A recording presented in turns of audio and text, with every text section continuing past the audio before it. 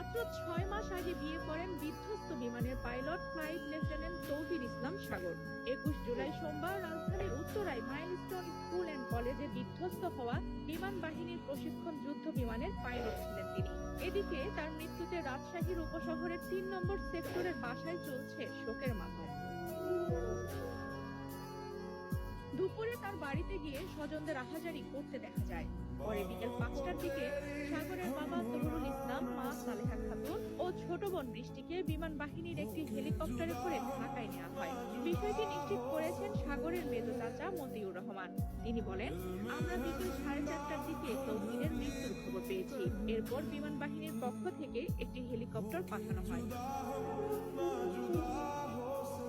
নিহত পাইলটের চাচা মতিউর রহমান জানান, সাগর 6 মাস আগেই বিয়ে করেছিলেন। সম্প্রতি তিনি রাজশাহীতেও এসেছিলেন।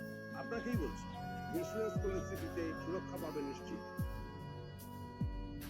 মরদেহ রাজশাহীতে নিয়ে আসার পর পারিবারিকভাবে সিদ্ধান্ত নেওয়া হবে তৌহিরের দাফন রাজশাহীতে হবে নাকি সোনা মসজিদে হবে, এমনটাই জানিয়েছেন নিহতের চাচা। জানা গেছে, এটাই ছিল ফ্লাইট লেফটেন্যান্ট তৌহিরের প্রথম সোলো ফ্লাইট ট্রেনিং।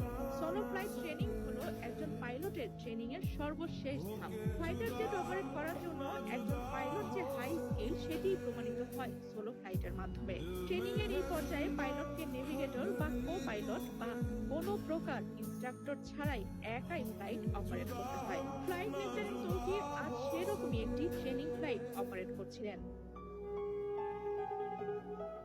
21 জুলাই সোমবার দুপুর 1:06 রাজধানীর মাইলস্টোন কলেজ ক্যাম্পাসে ওই প্রশিক্ষণ বিমানটি বিধ্বস্ত হয়। এতে এখন পর্যন্ত 19 জন নিহত ও শতাধিক আহত হওয়ার খবর পাওয়া গেছে। সেনাবাহিনীর আন্তঃবাহিনী জনসংযোগ পরিদপ্তর জানিয়েছে, বিমানটি মাইলস্টোন কলেজের হায়দার আলী ভবনের প্রধান ফটকে আছড়ে পড়ে এবং নিচতলায় ভবনটির এক পাশ দিয়ে প্রবেশ করে আর এক পাশ দিয়ে বের হয়ে যায়।